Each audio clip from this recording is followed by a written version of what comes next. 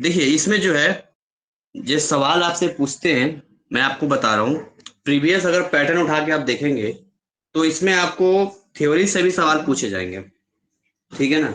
और थ्योरी से जो सवाल आपसे पूछे जाएंगे उसमें जो मेन मेन आपको है, जैसे कि रदरफोर्ड का, रदरफोर्ड का बहुत ही इंपॉर्टेंट है। ये सब पढ़ाया हुआ और इसका वीडियो भी है। इस चीज का, इसी चीज का वीडियो है, मैंने प्रीवियस ईयर कुछ ऐसा करके दिया है, एक्सप्लेनेशन वीडियो भी है।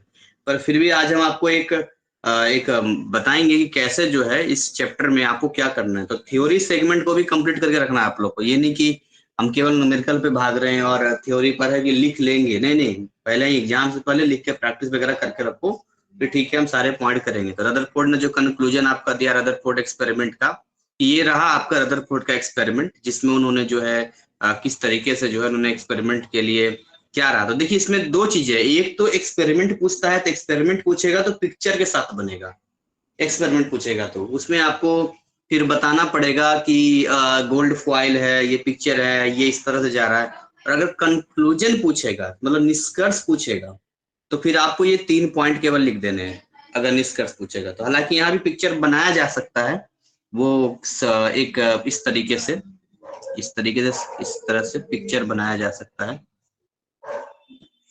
इस तरीके से यहाँ बीच में प्लस होगा और इस तरीके से, और ये वाला जो है इस तरीके से ऐसा निकल जाएगा, ऐसा डिफ्लेक्ट होकर सीधा निकल जाता है इस तरह से। और बाकी कुछ का जो है आप यहाँ पर ऐसे बना देंगे कि ये आया और ऐसे हो गया, ये आया और ये ऐसे हो गया। आप इस तरीके से बना सकते हैं, नो डाउट। ये कंक्लूजन में आप दिखा सकते हैं कि भाई न्यूक्लियस सर, बहुत ही छोटा होता है। बताइए। गोल्ड फॉइल वाला भी बनाना है इसमें या खाली नहीं नहीं, यही? वो एक्सपेरिमेंट में जाएगा। ये देखिए 2012 में पूछा है और 2015 में पूछा है। तो जैसे कि रदरफोर्ड का मैंने दो बताया आपको कि दो तरह से सवाल पूछेगा। एक आपका पूछेगा एक्सपेरिमेंट का, दूसरा पूछेगा आपका कंक्लूजन का, ठीक है। एक तो ये आपका पूछेगा। तीसरा ना एक ऐसा पूछ सकता है यहाँ पे कि जैसे जो रदरफोर्ड है और जो बोर्स मॉडल है, उन दोनों को कंपेरेटिवली एक बात आपसे पूछ सकता है कि भाई जो बोर का मॉडल है वो रदरफोर्ड, मतलब आप बोल सकते हैं कि रदरफोर्ड के मॉडल से कितना अच्छा है, क्योंकि रदरफोर्ड के बाद बोर्स का मॉडल आया था।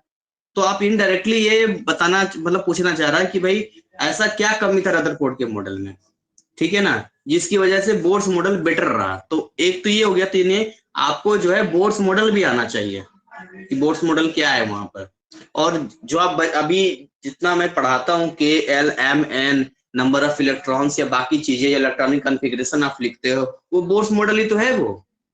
रदरफोर्ड ने तो यहाँ तक पहुंचाया कि ठीक है बीच में पॉजिटिव चार्ज होता है, इतना तक बता दिया, बट आगे का जो कॉन्फ़िगरेशन है इलेक्ट्रॉन्स को लेकर, कि वाकई में हर सेल में, हर छल्ले में जो है इलेक्ट्रॉन कैसे वो मूव करेगा, how many number of electrons will be involve in every cell, K cell, L cell, M cells. So इस चीज को लेकर तो बोर्स मॉडल हमारा काम आता है। अब इसका मतलब ये भी नहीं है कि बोर्स मॉडल बिल्कुल सुपीरियर है, बोर्स मॉडल में कोई कमी ही नहीं है। तो बोर्स मॉडल में भी कमी है, बोर्स मॉडल में कुछ कमी है जिसको आगे के साइंटिस्टों ने जो है उसको सही किया।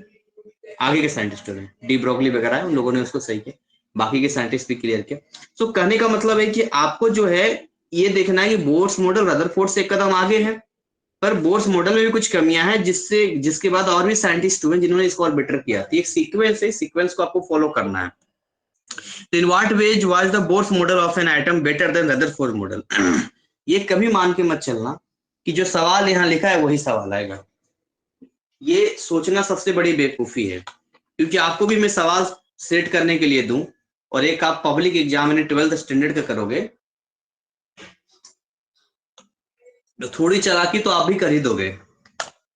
आपको भी पता है कि सवाल को थोड़ा इधर से उधर, उधर से इधर कर देंगे, या कहीं आपको पॉइंट दिख रहा है बट अलग अंदाज में पूछ दिया, इतना तो आप भी कर दोगे। तो आप सामने वाले से उम्मीद मत करना कि एकदम, देखिए पूछने का हूबहू भी पूछा है, 2012 में पूछा और 3 साल बाद बिल्कुल रिपीट मार दिया है, एकदम एक एक वर्ड को रिपीट मारा है। 2012 में ये 2 पार्ट में पूछा था, लेकिन 2015 में खाली सिंगल पूछा है। तो हमारी डिपेंडेंसी इस बात को लेकर नहीं होनी चाहिए कि भाई हम इन सवालों को पकड़ के रखें। इनमें से कोर मॉडल ये ऐसे भी पूछ सकता है, या ये ऐसे भी पूछ सकता है कि कंपेयर कीजिए, तुलना कीजिए। खैर इतना आसान तो नहीं पूछेगा, कुछ और पॉइंट बना सकता है ये। जैसे कि अ, उल्टा पूछ दे, रदरफोर्ड का मॉडल ऐसा क्या कमी है बोर के मॉडल से, उल्टा पूछ दे, या उसमें थोड़ा सा और ऐड कर दे इसको ट्विस्ट लाने के लिए।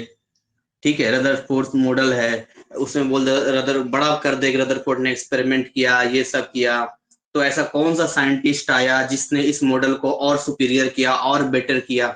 मतलब मैं ये कह रहा हूँ कि आपको मतलब आगे पीछे सब पता होना चाहिए कि हाँ रदरफोर्ड के बाद अगला नंबर जो है वो बोर का है, नील्स बोर का है, और उनका ये मॉडल है और इनका ये मॉडल है, और इस तरह से जाएगा इसमें। तो इस सवाल को जो है एक रेडियस होता है, जैसे कि आप जब सवाल पढ़ते हैं ना, जैसे ये देखो ये है, तो आपका रेडियस अभी इतना आपने पढ़ा था, इतना सर्किल तैयार होगा, तो इसके अंदर जितने पूछे जा सकते हैं आप सारा जवाब दे दोगे। थोड़ा और मेहनत करोगे और दिमाग लगाओगे, आपका रेडियस और बढ़ जाएगा, और करोगे और बढ़ जाएगा। तो स्टडी करते करते करते करते जो है इसको स्मार्ट तरीका कहते हैं, आपका रेडियस बढ़ता जाना चाहिए। ठीक है, आगे बढ़ते हैं। तो यहाँ पर नोट वाली बात यह है कि बोर का मॉडल हमें याद तो रखना है, साथ में उसकी कमियों को भी याद रखना है कि उसका क्या बोर का मॉडल। जैसे यहाँ पर मैं आपको बताता हूँ, जैसे इन्होंने 3 पॉइंट इन्होंने किया, इन तीनों के लिए अलग अलग साइंटिस्ट है। जैसे सबसे पहला जो है लाइन स्पेक्ट्रम, किसी का नहीं बता पाए थे, लाइन स्पेक्ट्रम ऑफ अदर, ये केवल और केवल जो है हाइड्रोजन को लेकर बता रहे थे, ओनली हाइड्रोजन। ये केवल जो है हाइड्रोजन को लेकर बता रहे थे, बाकियों के नंबर आए थे बता ही नहीं पाए। ठीक है, हाइजेनबर्ग की आप बात आई टर्म का, हाइजेनबर्ग का अनसर्टेनिटी प्रिंसिपल। अब हाइजेनबर्ग ने क्या कहा, तो ये अपने आप में एक सवाल है हाइजेनबर्ग के ऊपर, उस पर एक छोटा सा न्यूमेरिकल भी आता है हाइजेनबर्ग के ऊपर। अनसर्टेनिटी, अनिश्चित, यानी कि एक बार में या तो आप किसी भी इलेक्ट्रॉन का वेलोसिटी, मतलब अनसर्टेनिटी वेलोसिटी बता सकते हैं, या फिर उसका पोजीशन बता सकते हैं, दोनों में एक ही चीज होगा ना। कोई घूम रहा है तो या तो पोजीशन आप एक एक इंस्टेंट के लिए बता सकते हैं, या तो वेलोसिटी, इस पर है। और ये ड्यूअल नेचर वाली कहानी तो ये ड्यूअल कैरेक्टर ऑफ इलेक्ट्रॉन, हाँ इसका रिकॉर्डेड मिल जाएगा आपको। तो ड्यूअल कैरेक्टर ऑफ इलेक्ट्रॉन की जब आप बात करते हैं, तो भाई इसमें ये है कि इलेक्ट्रॉन के पास पार्टिकल नेचर भी है और आपका वेव नेचर भी है। और ये वाला मुझे पहले उतना समझ में नहीं आता था, मतलब कभी मैं उतना ध्यान नहीं देता था, लेकिन जब इसको मैंने एलेबरेट करना शुरू किया, जब मैंने इसको समझना शुरू किया ड्यूअल कैरेक्टर को, तो इसको मेरे माइंड में ये इतना अच्छा लगा, इतना अच्छा लगा कि ये मेरे लिए एक शोध का विषय है, मतलब एक रिसर्च सेगमेंट है। शोध किया, मैं कोई साइंटिस्ट थोड़ी हूँ, मतलब मुझे, मेरी बड़ी इच्छा है कि एक तो हाइजेनबर्ग के ऊपर भी थोड़ा सा मेरा है, क्योंकि हाइजेनबर्ग जो है हिटलर के टाइम में ना वो साइंटिस्ट थे, सेकेंड वर्ल्ड वॉर जब हो रहा था ना उस टाइम पे थे, तो इन्होंने काफी चीजें बनाई थी हाइजेनबर्ग में। और एक तो ड्यूअल कैरेक्टर ऑफ इलेक्ट्रॉन के ऊपर है, तो इसके ऊपर मुझे और स्टडी करने का, बुक्स वगैरह मंगाऊंगा, इस पे काम करूंगा। सेकंड चैप्टर है एटॉमिक स्ट्रक्चर। तो ये दोनों ही मेरे लिए बड़ा प्यारा टॉपिक है। इसके पीछे कारण मैं आपको बताता हूँ कि मैं इसमें क्या आगे रिसर्च या आगे क्या मैं इसमें जानना चाहता हूँ या कुछ करना चाहता हूँ। पता नहीं मेरे पास इतना टाइम होगा, मैं कर पाऊंगा कि नहीं कर पाऊंगा। इसमें यह है कि इलेक्ट्रॉन जो होता है उसके पास दोनों चीजें हैं, उसके पास पार्टिकल नेचर भी है और इसके पास वेव का नेचर भी है। ठीक है, आज स्टार्ट नहीं हुआ, इसका रिकॉर्डेड वीडियो ग्रुप में दिया हुआ है, उसको कंप्लीट कीजिए। और ये डाउट सेशन है, और आपका कैसे क्या सवाल पूछेगा उसके ऊपर है, वो आपको रिकॉर्डेड में करना होगा। तो पार्टिकल नेचर की बात करते हैं, तो जैसे कि जब इसका मास ज्यादा किसी का होता है ना, मास, जब मास ज्यादा किसी का होता है तो वो आपका पार्टिकल शो करता है, जैसे हम सभी का है। तो हम सभी में हम देखते हैं कि हमारा मास है, कोई गाड़ी है, आप कोई भी गाड़ी आप ले लीजिए, इस तो वेलोसिटी भी कम होनी चाहिए। कोई भी गाड़ी ये सड़क पे चल रही है, ठीक है, ये गाड़ी सड़क पे मान के चलिए चल रही है, तो अगर इसका स्पीड कम रहेगा ना तो ये पार्टिकल नेचर शो करेगा, लेकिन अगर इसकी स्पीड को बढ़ा दिया जाए, इतना कर दिया जाए कि दिखाई ना दे, तो वो वेव में चला जाएगा। तो चक्कर ये है कि जब आप एक बड़ा मास को लेते हैं तो उस बड़े मास को एक बढ़िया वेलोसिटी देने के लिए काफी एनर्जी खर्च करनी पड़ती है, काफी एनर्जी खर्च करनी पड़ती है। अभी आपने देखा चंद्रयान गया, तो चंद्रयान गया तो पहले उसको धरती कहीं चक्कर लगाना पड़ा, तब वो एंटर करेगा मून में। पहले तो वो, जैसे ये मान के चलिए अर्थ है और ये मून है ना, तो अब इसमें वो ऐसे थोड़ी मूव करेगा, पहले यहां से ये गया तो इस तरीके से, ये तो पहले इसी का चक्कर लगाएगा, इसके बाद इसको जिसको फेंक देगा इधर, अब जाके ये फिर इसमें सेट हो पाएगा, अब जाके ये सेट हो पाएगा। इस तरीके से ये जाता है, ये इसको स्केप वेलोसिटी कहते हैं, वो उसमें जाता है। तो एक बड़ा मास जब लेते हैं तो उसको अच्छा खासा वेलोसिटी देना पड़ता है। और कहते हैं कि अगर अगर आपको एक ऐसा मशीन बनाया जाए जिसमें स्पीड ऑफ लाइट के बराबर चले, स्पीड ऑफ लाइट के बराबर, तो ऐसे कंडीशन में वो टाइम मशीन बन जाएगा, बिल्कुल बन जाएगा टाइम मशीन।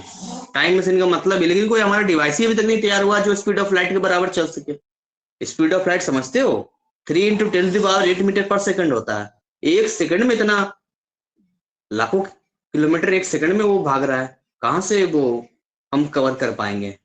तो अब जैसे मेरा शोध का विषय ये है, मतलब ह्यूमन बॉडी के ऊपर है, ह्यूमंस के ऊपर है मेरा, बेसिकली इस चीज को मैं ह्यूमन से कनेक्ट करना चाहता हूँ। और ह्यूमन से ये कनेक्ट करना चाहता हूँ कि जब तक हम जिंदा हैं तो आपके अंदर आत्मा कहाँ है, मतलब जो आत्मा की बात करता है, जो सोल की बात करता है अंदर में, वो दिखाई थोड़ी नहीं देता है, वो तो आप नहीं दिखाई देता है आपको। तो वो वाला जो हिस्सा है ना, वो हिस्सा भी पार्टिकल का शो हो रहा है, लेकिन वेव भी है, बात समझो, वो भी है। लेकिन मरने के बाद ये वाला खत्म हो जाता है और ये वाला पूरा आ जाता है। कोई भी भूत हो गया या कोई भी सारी चीजें हो गया, वो कैसे, इसमें कोई शक नहीं है, शक नहीं है कि भूत नहीं होते हैं। ये साइंटिफिकली जो है वो प्रूवन हो सकता है, अभी ना कोई कर पाए। मेरा वही शोध का विषय है कि अगर हम इसको साइंस के ऊपर लेकर आए तो हम आत्माओं को प्रूव कर सकते हैं, आत्माओं को प्रूव किया जा सकता है कि अगर ये जब तक जिंदा है, अब ये बताओ आप जिंदा हो, मैं बात कर रहा हूँ, आप बात कर रहे हो, तो आपके अंदर आत्मा है तभी तो हम बात कर रहे हैं, वरना तो डेड बॉडी हो जाएगा ना फिर। तो वो शरीर खत्म होने के बाद जो वो एनर्जी है, देखिए ये भी एनर्जी का ही रूप है और ये भी एनर्जी, दोनों ही एनर्जी है। This both are form of energy. But actually में जब ये पार्टिकल वाला एनर्जी खत्म हो जाता है तो आगे होता क्या है, ये वेव वाले में अब ये तो आदमी मर जाए तब पता चले, अब आदमी मर जाएगा तो लिखेगा कौन किताब वगैरह, कौन बताएगा आगे कि ऐसा ऐसा होता है। चलिए बाकी आप देखेंगे तो आपको पता चल जाएगा। ये देखिए सवाल 2013 में पूछा, 15 में पूछा और 16 में पूछा, है ना। 3 साल जो है बैक टू बैक, तो जिसमें गैपिंग भी है, 2 साल का गैप है और उसके बाद जो है 1 साल का गैप है। तो मतलब बहुत ज्यादा चांसेस होते हैं कि अगर आप वीवीआई क्वेश्चंस या प्रीवियस ईयर क्वेश्चंस या ये जो बुक बक्सीट है इसमें पढ़ के जाते हैं, एक तुक्के वाली बात होती है। प्लस पॉइंट होता है कि आपने वो सारी चीजें पढ़ के गए और भाई वो सारी चीजें आप वो सबसे पहले वो सारे सवाल आ जाएंगे, वो सारे सारे सवाल आ जाएंगे जो आपके माइंड में पढ़ के गए, ठीक है। और जैसे ही आप पेज खोलोगे तो वो सारे सवाल सबसे पहले आपको दिखाई देंगे, ठीक है। सबसे पहले मैं यहाँ हूँ, यहाँ हूँ, यहाँ हूँ, यहाँ, ऐसे करके। या तो वो इंटरेस्टिंग में बोलेगा तो अरे दीवानो मुझे पहचानो, कहाँ से आया, मैं हूँ कौन। तो वो आप बोलेंगे, बोलेगा मैं हूँ कौन, मैं हूँ कौन, तो आप बोलोगे हाँ पहचान लिए, पहचान लिए, तुम 3 साल पूछे गए थे, वो मैंने वर्कशीट में पढ़ा था, अब आंसर भी मुझे पता है, चुपचाप रहो मैं आंसर लिखता हूँ। तो ये सारे सवाल आपको सामने आके बोलेंगे ऐसे करके कि मुझे देखो, देखो मुझे जरा, देखो देखो, देखो देखो मैं ही तो हूँ। तो वो सारे सवाल आपके सामने आ जाएंगे, तो ये सबसे पहले उन सवालों को कर लेना, आप टाइम बचेगा आपका उन सवालों को करोगे तो ये जो पूछा है यहाँ पे 3 साल में ऐसा क्या है, सवाल में जो रिपीट किया है, कह रहा है कि state the postulates of bore atomic model. देखा मैंने पहले कहा था कि बोर को लेकर, रदरफोर्ड को लेकर स्टेटमेंट चेंज कर सकता है, कभी पोस्टुलेट्स बोलेगा, कभी दोनों का तुलना कर देगा, कभी कुछ कर देगा, बट अल्टीमेट चीजें वही है, बट आप उसको बना बना के लिखना, जो मेन थीम है वो अपने पास रखना। Right the relation for the energy, इसमें कुछ एक्स्ट्रा ऐड किया है, जैसे right the relation for the energy of an electron in a given orbit in term of its mass and the charge. तो ये जो लाइन, ये वाला लाइन यहां से यहां तक का पूछा है, ये इसके अलावा एक्स्ट्रा पूछा है इसने, ऊपर तक का ऐसे भी सवाल होते हैं जहां 2 पार्ट में होते हैं। तो एक पार्ट आपका बिल्कुल क्लियर है जो कि वो रिपीटेड है, रिपीटेड है, रिपीटेड है, बचा दूसरा पार्ट। दूसरे पार्ट में ये चेंज कर सकते हैं, इसकी जगह कुछ और, इसकी जगह कुछ और, इसकी जगह कुछ और डाल देंगे। तो बेसिकली जब आप एनर्जी की बात करते हैं तो आपको बस इतना ही समझना है कि अगर आप 2 सेल्स की बात करते हैं और अगर ये हमारा इनिशियल है और ये हमारा फाइनल है ना। तो जंप करता है, इसके बारे में मैंने डिटेल बहुत अच्छे से समझाया है। आप लोगों को पता नहीं ध्यान है कि नहीं ध्यान है, मुझे नहीं पता, लेकिन अच्छे से समझाया कि किस तरह से इसको एनर्जी मिलती है। तो एनर्जी मिलने के बाद सीधा जंप मारता है, ये सीधा जंप मारता है, कहता मेरे पास तो हाई एनर्जी है, मैं अगले वाले में जाके रह सकता हूँ। इसके पीछे ये है कि आसान चीजें समझ में नहीं आएगा, लगेगा हार्ड है। तो ये जब यहाँ से यहाँ जंप जाएगा, यहाँ पर पहुंचेगा, और पहुंचने के बाद जो है कहेगा यार हम यहाँ स्टेबल ही नहीं रह पाएंगे, अब हम क्या करें। तो ये सीधा जो है बैक करेगा, जब बैक आएगा इसी को रेडिएशन कहते हैं। देखते किसी का औकात जब बढ़ जाती है, अचानक से पैसा आ जाता है, जब एक स्टेप बाय स्टेप नहीं बढ़ता, अचानक से आता है, तो वो अपने आप को एकदम से मतलब एक एक्स्ट्रा ऑर्डिनरी अपने आप को समझने लगता है, और अपने स्टेटस को सब छोड़ छाड़ के वो चाहता है कि हम इससे नेक्स्ट स्टेटस में जाके मैच करें अपने आप को। बट हर काम जो है एक अपना सेटअप स्टेटस से होता है। अब अगर ये इस सेल में है तो ऑब्वियसली इसके पास एक फिक्स एनर्जी है। जैसे जैसे K cell, L cell, M cell, हर किसी की एनर्जी जो है अलग अलग होता है। भाई नील्स बोर ने तो यही तो कहा कि देखिए कोई झगड़े वाली बात ही नहीं है, हम एक काम करते हैं, अलग अलग सेल्स डिजाइन कर देते हैं और हर सेल का एनर्जी फिक्स कर देते हैं, और हर सेल में नंबर ऑफ इलेक्ट्रॉन को भी फिक्स कर देते हैं। जितना नंबर ऑफ इलेक्ट्रॉन होगा उससे कम हो सकता है अगर वो सबसे बाहर का है तो। अगेन नोट कर रहा हूं, अगर सबसे बाहर का है और उसमें 18 इलेक्ट्रॉन होना चाहिए तो 1 इलेक्ट्रॉन 2 इलेक्ट्रॉन भी हो सकता है। बट इनर वाले सेल्स में तो कंप्लीट ही रहेगा ना वो, और जितने इलेक्ट्रॉन्स होंगे उसमें इक्वल एनर्जी होगी, एक एनर्जी लेवल पे चलेगा। अब आप देखो नॉर्मल आज भी कोई गांव में रहता है तो उसका अगर आप मंथली खर्चा उठा के देखोगे तो मैं ये बहुत ही हैरान हो जाता हूँ। आज भी गांव में ऐसे ऐसे लोग हैं जो 6,000 रुपया मंथली काम करते हैं, गांव में ऐसे चलता है। 6,000 महीना, 5,000 महीना, 7,000 महीना, हद से हद 8,000 महीना। मतलब आपस में किसी किराने की दुकान पे हो गया या मेडिकल स्टोर पे हो गया या कोई कहीं काम हो गया, तो इस 6,000 महीना कमाने वाला भी जो है आराम से वहां पर जो है गांव में रह रहा है और घर चला रहा है। तो एक दो बच्चे तो पाल ही रहा है ना, घर चला रहा है। अब एक बात बताइए, वही सेम चीज अगर दिल्ली, एनसीआर, गुड़गांव और इन शहरों में, जब यहाँ मुंबई, मुंबई तो खैर बहुत महंगा, उसकी तो बात ही नहीं करूंगा। मैं दिल्ली की बात करता हूँ, यहाँ पर जब आते हैं तो यहाँ पर आप देखोगे कि यहाँ पर सेम चीज के लिए वहां आप कहोगे कि वो 6,000 रुपये कमा रहा है, यहाँ पर तो 10,000 मिल रहा है। तो 6,000 में पैसा थोड़ा बचा सकता है वो, पर ये 10,000 में इसका 1 रुपया नहीं बचेगा, ये फैक्ट है। क्यों? क्योंकि इसको यहाँ पर किराया देना पड़ेगा। क्यों? क्योंकि यहाँ इसकी सब्जियां भी बाहर से आएंगी, इसका राशन भी सरकार की तरफ से उस तरह नहीं है जैसे गांव में होता है। ठीक है, तो ये सारी चीजें आप जब आप देखेंगे तो इसमें लगेगा कि यार वही सस्ता है, फिर तो गांव वाला ही सस्ता है। और जब मैं सोचता हूँ इस चीज को लेकर कि 6,000 रुपये में घर कैसे चलाया जा सकता है यार, 6,000 में घर, मतलब पहले मैं एक टाइम था कि मैं सोचता था क्या लाख रुपए महीने अच्छा खासा होता है, 1 लाख का महीना कमाते हैं तो। और आज की डेट में मुझे 1 लाख रुपया महीने का बहुत ही कम लगता है, क्योंकि आपके खर्चे बढ़ जाते हैं, चीजें बढ़ जाती है। कैसे खर्चा बढ़ जाता है, कैसे क्या हो जाता है पता ही नहीं चलता है। और मैं इस बात का हैरान रहता हूँ कि जो मेरे बैच के स्टूडेंट हैं या जो पहले के हैं जिनकी नौकरी 70,000 या 80,000 सैलरी मिल रही है, वो किस बात का इतना प्राउड करते हैं, हमें सरकारी नौकरी है, ये है वो है, और वो कहते हैं हम अमीर हैं। और हम उनसे ज्यादा कमा रहे हैं, तब भी मुझे लग रहा है यार कि और होना चाहिए, और होना चाहिए, और होना चाहिए, ये तो बहुत छोटा लग रहा है। तो वो डिपेंड करता है कि आप रह कहाँ रहे हो, क्योंकि जहां आप रहते हो उस चीज को मेंटेन करना पड़ता है। वाला है यहां से जंप करके ऊपर में गया, तो भाई जब ये ऊपर गया तो एनर्जी लेवल अगला मेंटेन नहीं कर पाएगा ये, और नॉन मेंटेन करने की वजह से वापस आएगा, और जो एक्स्ट्रा एनर्जी इसने लिया था ना वो जब बाहर निकालता है तो वही रेडिएशन के रूप में निकलता है यहाँ पे, सीधी सी बात है। तो जो रेडिएशंस आप देखते हो, ये रेडिएशंस का जो मतलब आप समझते हो, दैट मीन्स वही रेडिएशंस की चीज जाती है। ऐसे बहुत सारे एलिमेंट्स है जो बहुत खतरनाक खतरनाक रेडिएशन निकालते हैं, बहुत ही खतरनाक खतरनाक रेडिएशन निकालते हैं। उसमें यूरेनियम है। यूरेनियम तो इतना खतरनाक है क्या पूछो ही नहीं। 1 ग्राम यूरेनियम से जो है पूरे भारत में बिजली बनाई जा सकती है, ओनली 1 ग्राम यूरेनियम से।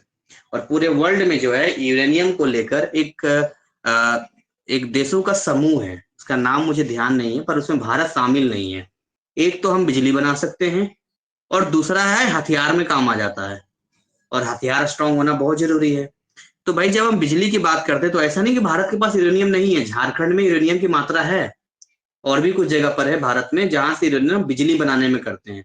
लेकिन कुछ देश जर्मनी या बाकी कंट्रीज ऐसे हैं जिन्होंने टोटली जो है 100% तो नहीं कर सकते, लेकिन हाँ अप्रोक्स 100% की ओर जो यूरेनियम से ही बिजली बनाते हैं। कनाडा भी उसमें शामिल है।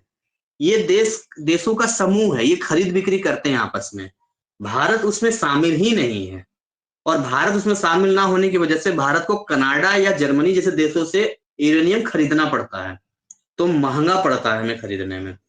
तो हम उससे बिजली बनाएंगे तो हमारा बिजली का भी महंगा पड़ेगा। ठीक है। अब जब यूरेनियम की बात आती है, पिछले 1-2 साल पहले जब ये जी कौन सा सम्मेलन होता है ना, अर्थ अर्थ समिट सम्मेलन जो होता है, उसमें जिसमें हम इन्वायरमेंट को फ्रेश रखने की बात करते हैं, जिसमें हम पॉल्यूशन की बात करते हैं, तो उसमें जो है सारे देश के प्रधानमंत्री गए थे, हमारे मोदी जी भी गए थे वहां पर, सब गए थे, चाइना भी पहुंचा, पाकिस्तान सब पहुंचा हुआ था। तो भाई उसमें टारगेट था कि अगले 2030 तक आपका क्या टारगेट है, कैसे जो है आप अपना टारगेट बताएंगे कि आपके यहाँ इंडस्ट्री है, आपके यहाँ फैक्ट्री है, आपके यहाँ बाकी चीजें हैं, तो कैसे आप इसको मतलब आप लेके चलते हैं कि आप यहाँ कंट्रोल करेंगे कि पॉल्यूशन को आप कम करेंगे, रिड्यूस करेंगे। तो एक मॉडल बताया गया जिसमें ये था कि भाई 2030 तक देशों को आपको नेट जीरो करना है कार्बन डाइऑक्साइड को, नेट जीरो करना है कार्बन डाइऑक्साइड को। अब एक मोदी जी ने सलाह लिया होगा हमारे देश के वैज्ञानिकों से, इन लोगों ने बोला होगा कि सर ये पॉसिबल ही नहीं है, भारत इतना बड़ा देश, और अब मैं 2022 21-22 की बात में बता रहा हूँ, तो अगले 8-10 साल में जो है कहाँ से हम नेट जीरो कार्बन डाइऑक्साइड कर देंगे। और चाइना जानता है इस बात को, चाइना बोल रहा नहीं नहीं ठीक है ठीक है, 2030 तक भारत जो है नेट जीरो करेगा। तो स्टेटमेंट रखा गया इंडिया की ओर से कि हम जो है 2030 तक नहीं कर पाएंगे, हम 2050 तक कर पाएंगे, इतना जल्दी हम नहीं कर पाएंगे, और इतनी जल्दी हम अपने यहाँ के चीजों पर बिल्कुल बैन नहीं लगा सकते हैं, हम रोक नहीं सकते हैं, चीजें नहीं कर सकते हैं इस चीज को लेकर। तो चाइना दबाव डाले कि नहीं ऐसे कैसे नहीं करोगे तुम, देखो बाकी देश तो कर रहे हैं। अब बाकी कुछ देश ऐसा जैसे भूटान है, तिब्बती, कुछ ऐसे देश हैं कि यहाँ पर कार्बन डाइऑक्साइड इतना मतलब कंज्यूम इनका हो जाता है कि अगल बगल के देशों का भी कार्बन डाइऑक्साइड ये सोख लेते हैं। कि यूरेनियम की बात आएगी वहां पे, तो वहां पर बोला गया कि आप जो है 2030 तक इसको करो। तो इंडिया ने अपना रखा कि एक काम करो, मुझे यूरेनियम वाले देशों में शामिल कर दो, यूरेनियम वाले देशों में शामिल कर दो, ये इंडिया का प्रस्ताव था कि ठीक है हम 2030 तक कर देंगे, हमारे यहाँ कोयले से बिजली बनती है, आप मुझे यूरेनियम का बड़ा कमाल है। अब उसके बाद चाइना डर गया। क्यों डर गया चाइना? चाइना इसलिए डर गया कि उसके पता है कि अगर भारत यूरेनियम वाले समूह में आ जाता है तो जो इसके पास सेल्फ यूरेनियम है उससे ये बना लेगा बिजली, ठीक है, बिजली बना लेगा, और बाकी के यूरेनियम से ये हथियार बना लेगा। तो ये इंटरनेशनल लेवल की चीजें हैं जो बिल्कुल प्रैक्टिकली आज की डेट में चलती हैं। आप किताबों में पढ़ते हैं, लेकिन आपको ये नहीं पता होता है कि करंट में चल क्या रहा है इंटरनेशनल लेवल पे, तो आपको इंटरेस्ट आता नहीं है इन चीजों में। लेकिन जब आप इन चीजों से रूबरू होते हैं कि कैसे हमारे देश के साइंटिस्ट, हमारे यहाँ ऐसे कौन कौन से एलिमेंट है जिससे कि हमारे यहाँ इसका इस्तेमाल हो रहा है, कौन कौन से पावर प्लांट है, कहाँ पर क्या जा रहा है, अगर थोड़ा भी इसमें रुचि रखेंगे, इंटरेस्ट रखेंगे, तो ये चीजें आपको बहुत ही आसान लगेगी और आपको पढ़ने में भी अच्छा लगेगा। आप केवल रेडिएशन के बारे में सुनते हैं, पर रेडिएशन को फील करना या रेडिएशन के बारे में डिटेल नॉलेज जाना, ये चीजें नहीं होती है। यूरेनियम के बारे में पढ़ा आपने, बट कभी आपने ये नहीं जाना, इससे मुझे नहीं लगता कि इससे पहले आप लोगों ने इतना डिटेल जो है एक छोटा सा टिप्पणी जो मैंने अभी इंटरनेशनल लेवल पे बताई वो आपने सुना होगा, सुना है पहले, इससे पहले आपने ये करंट अफेयर लेटेस्ट वाली यूरेनियम को लेकर, ऐसे बहुत सारी चीजें हैं जो मैं इसमें कंक्लूड नहीं कर सकता हूँ, बस मैंने एक बात रखी है। इससे पहले किसी ने सुना था इस तरह की चीजें? नहीं ना, यही प्रॉब्लम है। तो थोड़ा सा इंटरेस्ट रखने के लिए रूबरू होना जरूरी है। खैर एनीवे, तो यहाँ पर देखिए मैं कहाँ था, यहाँ पर था। अब आपके लिए चीजें छोटी होनी चाहिए, छोटी होनी चाहिए चीजें आपके लिए, अपने माइंड को ब्रॉड कीजिए थोड़ा सा। प्रॉब्लम ये है ना कि स्टूडेंट लोग को केवल क्या दिखाई देता है, 12th पास, मार्क्स, रट लो, एग्जाम खत्म, जय हिंद जय भारत, कुछ मत पूछो हमसे, हमें कुछ नहीं पता, सब माइंड ब्लैंक हो गया। ऐसी पढ़ाई का क्या करोगे, अचार बोझोगे तुम, जब तुम्हें प्रैक्टिकली उसका 1% भी नहीं मालूम है। साइंस पढ़ रहे हो और बाकी चीजें पढ़ रहे हो, तो कम से कम उसके आगे तक भी तो बातें याद रहे हमें, लाइफ में आगे भी तो चीजें, चलो हम ये नहीं कहते कि आप 100% उसको याद रखोगे, किसी का याद नहीं रहेगा, पर मेन मेन चीजें तो याद रहे, क्या कैसे है, जरूरत हो तो।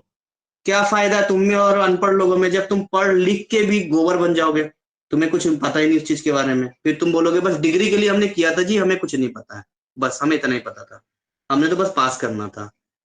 थोड़ा सा रख लो, पूरा कौन रखता है, पूरा तो हमें भी याद नहीं रहता है, जो फील्ड में रहेगा वही करेगा। तो यहाँ पर जो है बोर्स मॉडल का पूछा, एनर्जी का पूछा, यहाँ पर तो हमेशा एनर्जी का एक गैप जाता है यहाँ पर, E is equal to h nu. H nu को फील कीजिए, आप रटते हैं, ये प्रॉब्लम है सबसे बड़ी बात, एच न्यू को क्यों रटते हैं आप, इसको एस सी बाई लेमडा भी कहते हैं। आपके लिए ये दो फॉर्मूला हो सकता है, बट अगर आप थिंक करेंगे तो आपके लिए गेम हो जाएगा। न्यू मतलब फ्रीक्वेंसी होता है ये, आपको फ्रीक्वेंसी फील होना चाहिए कि एक्चुअली में फ्रीक्वेंसी है क्या, आपको ये वेवलेंथ फील होना चाहिए, एक्चुअली वेवलेंथ है क्या, ये बेसिक चीजें हैं। अगर ये फ्रीक्वेंसी, ये वेवलेंथ, ये दो चीज समझ गए तो आपको ये सब समझ में आएगा। कितने लोगों को पता है फ्रीक्वेंसी क्या होता है, फ्रीक्वेंसी क्या होता है बताइए, क्या होता है फ्रीक्वेंसी? बिल्कुल बेसिक है ये, इंसानी दिमाग है, रट लोगे काम तो हो ही जाएगा, मैं वहां थोड़ी कर रहा हूँ।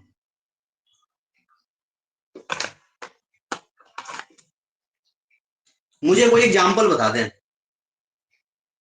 कोई भी एग्जाम्पल जो आपके दिमाग में आ रहा है, जिससे आप फ्रीक्वेंसी को एक्सप्लेन कर सको या हिंट दे सको मुझे। आप अपने कमरे में नजर दौड़ाओ, कोई ऐसा दिख रहा है जहां पर फ्रीक्वेंसी को लेकर आप बात कर सकते हो? देखो जहां आप बैठे हो अपने कमरे में, देखो कहीं पे। सर सर हार्दिक ने बोला फैन, वेरी गुड। पंखा। सर 1 सेकंड में जो एक कंप्लीट वेव जो साइकिल में होता है वो। हाँ, देखिए फ्रीक्वेंसी को फ्रीक्वेंसी। हम हाँ, फ्रीक्वेंसी का मतलब होता है आवाज को बोल सकते हैं, बिल्कुल। आप फ्रीक्वेंसी मीन्स क्या बोलते हैं, आवृत्ति बोलते हैं, मैथ में पढ़ते हैं बारंबारता। कोई भी चीज कितनी बार रिपीट कर रही है, एक चीज बार बार जब रिपीट करती है, सो एक सेकंड में ऐसे how many numbers of cycle completed, एक पूरा उसका फंक्शन, ऐसे कितने फंक्शन एक सेकंड में होगा। अब जो पंखा आपका चल रहा है ना, तो पंखा जब आपका चलता है तो एक पॉइंट आप डिसाइड कर लो, वहां से घूम कर फिर अगले उस पॉइंट तक आएगा, तो वो एक साइकिल कंप्लीट होगा। तो आपको ये देखना है कि एक सेकंड में ऐसे कितने नंबर ऑफ साइकिल्स ये कंप्लीट कर रहा है। और जब आप एक सेकंड में ऐसे number of cycles, very good, oscillations बोलते हैं, नंबर ऑफ साइकिल्स एक सेकंड में जब बता देते हैं, that is known as frequency. इसी से इंग्लिश ग्रामर का वर्ड बना फ्रीक्वेंटली। फ्रीक्वेंटली अक्सर वो आया जाया करता है, फ्रीक्वेंटली वो बहुत फ्रीक्वेंटली है, मतलब बेहिचक बातचीत करता है, अगर रोक टोक नहीं है, तो उसी से फ्रीक्वेंसी फ्रीक्वेंटली बनी है। तो जब आप एनर्जी की बात करते हैं, तो देखिए एनर्जी को लेकर मैं यहाँ पर आपको बताता हूँ यहाँ पे कि एनर्जी जो है, ये मैं लिख रहा हूँ एनर्जी, समझो, फील करो इस एनर्जी को, इस एनर्जी को फील करो। कुछ लोग तो बस ऐसा है कि एनर्जी का मतलब ताकत समझते हैं वो, कुछ लोग हैं एकदम मुर्गा भात बनाते हैं, भर थाली भात लेंगे एकदम से, या 18-20 रोटी तोड़ेंगे एकदम से, और ढर के पूरा खा लेंगे एकदम, स्प्राइट की बोतल खोल के एकदम से, एकदम मस्त हो जाएंगे, 2 घंटा सोएंगे, बोलेंगे अब एनर्जी आ गया है। नॉनवेज खाने वाले। और जो नॉनवेज खाने वाले नहीं है, तो उनको बस ये कि वेज खाने में ही अपनी एनर्जी निकालेंगे, पनीर की सब्जी वगैरह से। So what do mean by energy? Energy एक ऐसा वर्ड है जिसको अगर आप जाएंगे तो आपको पता चलेगा कि ये एनर्जी जो है, जो मैंने दो चीजें आपको बताई थी, वो क्या बताया था, एक पार्टिकल बताया था, एक वेव बताया था। तो अगर मास के अकॉर्डिंग बात करूं, एक वेव के अकॉर्डिंग बात करूं, तो आइंस्टाइन ने फॉर्मूला दिया था कि आप मास को एनर्जी में कन्वर्ट कर सकते हो। एक हॉलीवुड की मूवी मैंने देखी थी, कौन सी, लुई या क्या मूवी था, उसमें एक लड़की होती है, लास्ट में वो पूरी की पूरी जो है इन्वायरमेंट में विलीन हो जाती है, गायब हो जाती है, वो पूरी एनर्जी को फील करने लग जाती है, क्योंकि रेडिएशन का शिकार हो जाती है वो।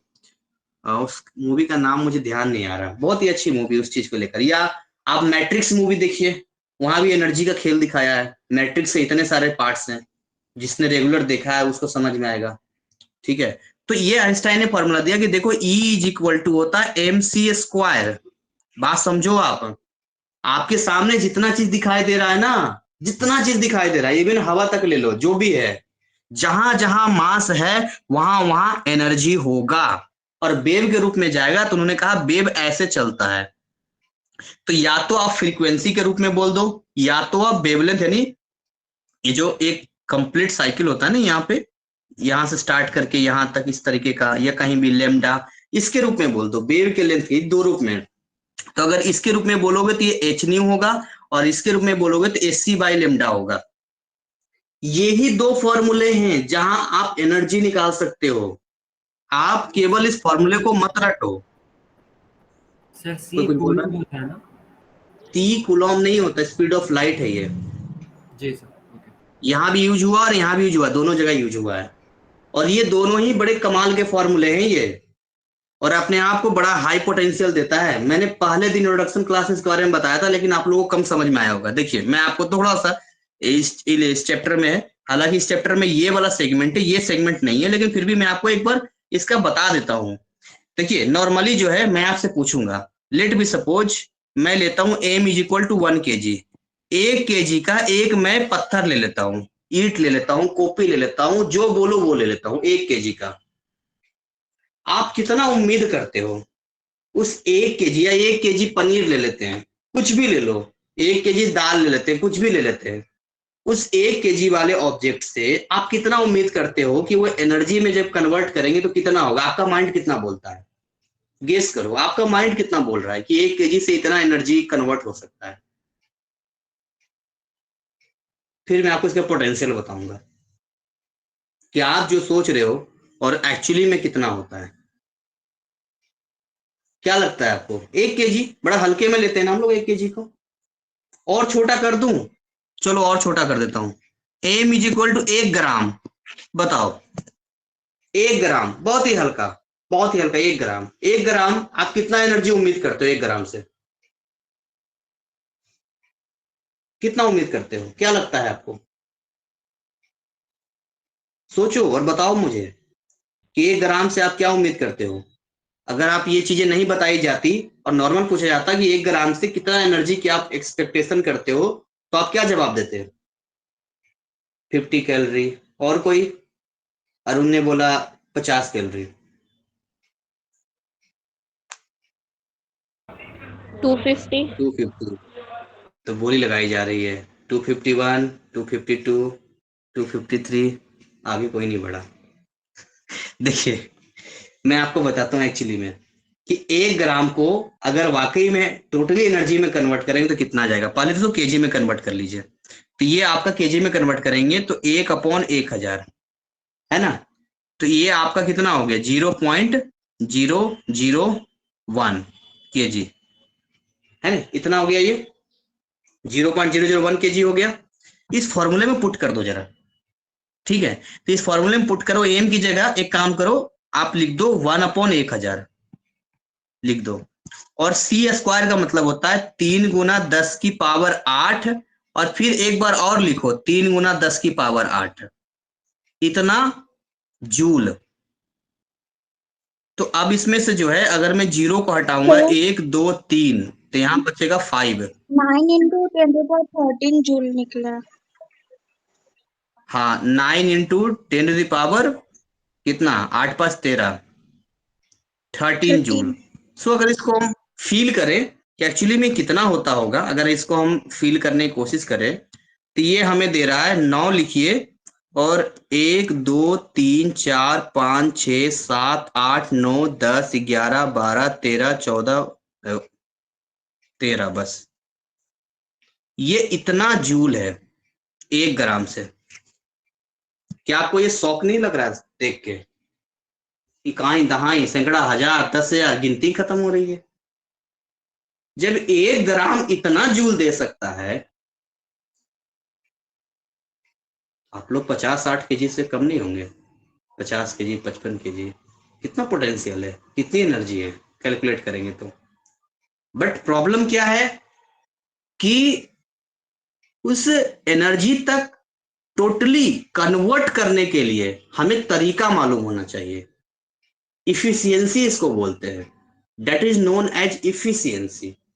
What do mean by efficiency? Efficiency का मतलब ये होता है कि जब कोई ट्रांसफार्मर लगता है तो उसकी भी एक इफिशियंसी होती है कि हम इनपुट इतना दे रहे हैं। अब 100% कोई नहीं होता है, हम इनपुट दे रहे हैं लेट मी सपोज 100, तो आउटपुट भी 100 निकले पॉसिबल ही नहीं है। 80 जाएगा, 90 जाएगा। या डीजल पेट्रोल गाड़ी हम लोग डलवाते हैं, तो जितना हमने डलवाया है और जो कंपनी ने कहा है वो 100% आउटपुट हो ही नहीं सकता है। तो यहाँ तो फिर भी हम नियरेस्ट में पहुंच जाते हैं, 70-80% पहुंच जाते हैं। पर आप जो 50, 4, 250 ऐसे कैलोरी बोल रहे थे, और कहाँ ये इतना बड़ा डाटा आ रहा है, आप सोच के देखिए कि अगर रियली में 1 ग्राम को इतना कन्वर्ट करें तो कितना होगा। और इसीलिए यूरेनियम के पास उतनी पोटेंशियल है। मैंने अभी कहा था ना, 1 ग्राम यूरेनियम से जो है पूरे इंडिया की बिजली आराम से कंज्यूम हो सकता है। पूरे इंडिया की बात कर रहा हूं मैं, 1 ग्राम की बात बोल रहा हूं मैं, 1 ग्राम। सोच के देखो, 1 ग्राम, क्योंकि यूरेनियम में पोटेंशियल है। हमारा सिस्टम सेटअप तैयार है उस चीज को लेकर, मतलब साइंटिस्टों का सेटअप तैयार है, उन्हें बस अपना सेटअप में डालना। रेडिएशन तो वैसे भी हाई रेडिएशन में आता है, और बहुत ही आसान तरीके से जो है एक मल्टीपल जूल में, किलो जूल में जो है वो एनर्जी दे पाता है, जिसका इस्तेमाल बिजली के कंजम्पशन में हम दे सकते हैं। तो ये तो रहा मास के रिगार्डिंग कि एनर्जी को आप कन्वर्ट करोगे। ऐसे ही जो चीजें हमें नहीं दिखाई देती है, जैसे कि आप, अगर आपको एक चश्मा पहना दिया जाए, हमेशा कहता हूँ एक चश्मा पहना दिया जाए जिसमें जो है आपको ना, आपको ये सारे वेव दिखाए जाएं, सारे वेव दिखाए जाएं, तो आप चल ही नहीं पाओगे। ये कहोगे कि यार ये तो रेडियो वेव है, ये वाला डीटीएच का वेव है, ये इसका वेव है, ये उसका वेव है, हर जगह वेव ही वेव आपको दिखाई देगा। तो जो नहीं दिखाई दे रहा है, दैट मीन नॉट दैट कि वो एनर्जी का फॉर्म नहीं है। दुनिया में हर चीज एनर्जी का ही रूप है, एवरीथिंग। बट क्या है कि एनर्जी कंजर्वेशन के प्रिंसिपल के अकॉर्डिंग हर चीज केवल एक फॉर्म से दूसरे फॉर्म में कन्वर्ट होता है। तो उसके लिए हमें क्या मालूम होना चाहिए? हमें फ्रीक्वेंसी मालूम होनी चाहिए। अगर आपको फ्रीक्वेंसी मालूम है, एच प्लैंक्स कांस्टेंट होता है। किसको किसको याद है एच की वैल्यू, कांस्टेंट वैल्यू कितनी होती है? प्लैंक्स कांस्टेंट की वैल्यू याद है किसी को? क्या है बताइए। ऐसे बीच में पूछ लेते हैं, थोड़ा मनोबल बढ़ जाता है, बाकी लोग इंस्पायर्ड हो जाते हैं, यार हमें भी याद रखना चाहिए। क्या है मरियम बताइए, देख के नहीं, बिना देखे तब बताओ। 0.62 into 10 की पावर 6 पॉइंट, आप वीडियो देखी एटॉमिक स्ट्रक्चर की। क्या बोला? 6.626, 2 into 10 की पावर 10 की पावर कितना है? माइनस 62 into 10 की पावर कितना है? आपकी वॉइस ब्रेक। 34। 34, very good. ये प्लैंक्स कांस्टेंट की वैल्यू है। अगर आप निकालते हो इस फ्रीक्वेंसी के जरिए तो, और अगर आप वेवलेंथ से निकालते हो तो यहां पर आपको सी बाई लेमडा करना पड़ेगा आपको। C what is this? C speed of light, 3 into 10⁸ metre per second. आज पूरी दुनिया इस बात को लेकर कई साइंटिस्ट लगे हुए हैं कि आखिर पहले जमाने में क्या था, इस पे खूब चर्चा होती थी, लेकिन आज के जमाने में पूरी की पूरी दुनिया जो है सब शिफ्ट हो रही है वेव के ऊपर।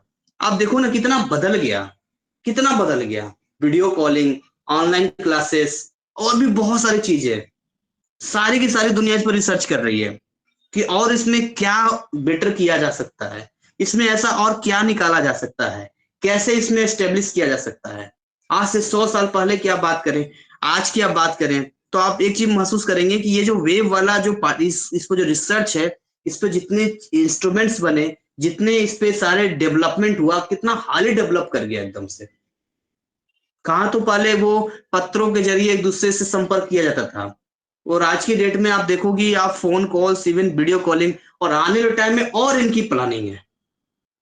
कोई बड़ी बात नहीं है कि आने वाले टाइम में एक ऐसा वीडियो कॉलिंग होगा कि वो 3D होगा भाई, 3D, और एयर में स्ट्रीम होगा, हवा में। What do you mean? मतलब ये हुआ कि सामने वाला व्यक्ति अभी आपको 2D में दिखाई देता है, एक स्क्रीन के अंदर दिखाई देता है, वो 2D है ये। और 3D का मतलब होता है एक्स एक्सिस, वाई एक्सिस और जेड एक्सिस तीनों होना चाहिए। तो वो हवा में बन जाएगा। कुछ फिल्मों में छोटा सा रूप देखने को मिलता है, कुछ फिल्मों में जहां तहां दिखाया है, पता नहीं रोबोट में कहाँ दिखाया है, जहां पर लगता है सामने व्यक्ति बैठा हुआ है, बट वो हवा है, कुछ नहीं, वो लाइट है, वो हवा है। तो वो भी होगा, उसके आगे भी और चीजें होंगी। ये पूरी दुनिया इस पे काम कर रही है, और आप केवल इन दोनों फॉर्मूलों को याद नहीं कर पा रहे हैं, या इसमें आपको ये हार्ड लग रहा है, तो आप सोचो कि आप इस पॉइंट से भी छोटा आपका दायरा है, फिर पॉइंट से भी छोटा है। आपको तो अब ये याद हो जाना चाहिए, इसको अब रटने की जरूरत ही नहीं होनी चाहिए। कितने लोगों को याद हो गया ये E=H न्यू और HC/λ, कि सर अब इसको भूलेंगे नहीं हम, अगर हमारे पास आ जाए तो याद रहेगा। तो मरियम को याद हो गया, हार्दिक को भी याद हो गया, सबको याद हो जाएगा, बढ़िया है, ठीक है। चलिए कोई बात नहीं। तो कुछ इंटरेस्टिंग लग रहा है ये चैप्टर, ऐसा लग रहा है कि मजा आ रहा है, चीजें इंटरेस्ट मैं जानबूझ के कर रहा हूं ताकि न्यूमेरिकल्स को फील करो, आप न्यूमेरिकल्स को सॉल्व करो। जब मैंने चैप्टर पढ़ा था तो मुझे बहुत हार्ड लगा था, इतना हार्ड लगा था कि ऐसा लग रहा था कोई पत्थर लेकर दिमाग पे मार रहा है और दिमाग के दरवाजे बंद हैं। तो हमने कहा पहले दिमाग का दरवाजा खोल दिया जाए, और कहते हैं प्रेम से काम होता है, जबरदस्ती काम नहीं होता। काम और प्यार, ये दोनों चीज जबरदस्ती नहीं हो सकता है, ठीक है ना। तो पहले प्रेम से आपका दरवाजा खोल रहे हैं, इंटरेस्ट पैदा करके देखिए, इंटरेस्ट पैदा कीजिए, फिर आप उसको ग्रहण करोगे। अब जितनी चीजें मैं डालूंगा वो सारी चीजें जाएंगी, आपको सब मजा आएगा पढ़ने में। न्यूमेरिकल्स हो गया, बाकी चीज फील होगा, न्यूमेरिकल सोल्व करोगे, दिमाग लगाओगे, अच्छा इतना फ्रीक्वेंसी है इसका, तो ये एनर्जी निकालने के लिए बोल रहा है, तो अच्छा ये भी होता है। अब आप थोड़ा सा माइंड का लेवल बढ़ा लोगे, ठीक है। और पुराना पैटर्न क्या है पढ़ाने का, चैप्टर उठाया, बताना, वो तो मैं करता ही करता हूँ, वीडियो ऑब्वियसली मैंने आपको दिया। मैंने कहा ना कि ये जो चीजें मैं आपके साथ कर रहा हूँ वो पिछले बैचेज में नहीं कर पाया, क्योंकि टाइम ही नहीं है। आप लोग का ये प्लस पॉइंट है कि आपके साथ में इतना बढ़िया से कर पा रहा हूँ, और आपके अंदर इतना इंटरेस्ट पैदा कर पा रहा हूँ। हर चैप्टर में कोशिश करूंगा आपको इस तरह से करूँ ताकि आपके लिए चीजें आसान हो जाए। तो आप आगे बढ़िए बस। खैर नहीं बे, कोई नहीं। ओ, 9:45 कब हो गया पता ही नहीं चला, गजब, मुझे बड़ा इंटरेस्ट आने लग गया। तो बाकी जो इसमें सवाल है उसमें आप वीडियो वगैरह देखिएगा। अब देखिए ये सारे न्यूमेरिकल्स यहाँ से स्टार्ट होंगे। अब ये न्यूमेरिकल पढ़ने में मजा आएगा आपको, एकदम न्यूमेरिकल देखेंगे एकदम मजा आ जाएगा, एकदम ध्यान से आ जाएगा। जैसे डी ब्रोगली का यहाँ पर है एक्सप्रेशन, कैलकुलेट द मोमेंटम, बताइए भाई मोमेंटम है क्या, जहां वेलोसिटी है मास से मल्टीप्लाई कर दो, आ गया मोमेंटम, और क्या चाहिए। देखो देखो है नहीं सवाल इस तरह से, calculate the energy of 1 mole of photon, energy निकालना है यहाँ पर, वहां एच न्यू यूज करेगा यहाँ पे। ऐसे बहुत सारे जगह आपको मिलेगा जहां इसका इस्तेमाल होगा। यहाँ पर energy of 1 mole of photons के लेकर है, और इसमें ये डिफाइन कीजिए यहाँ पे। और बाकी तो इलेक्ट्रॉनिक कॉन्फ़िगरेशन मैंने आपको बताया ही था कि आप उसको देख के रखना, ठीक है। इस तरह सवाल इसमें आएगा।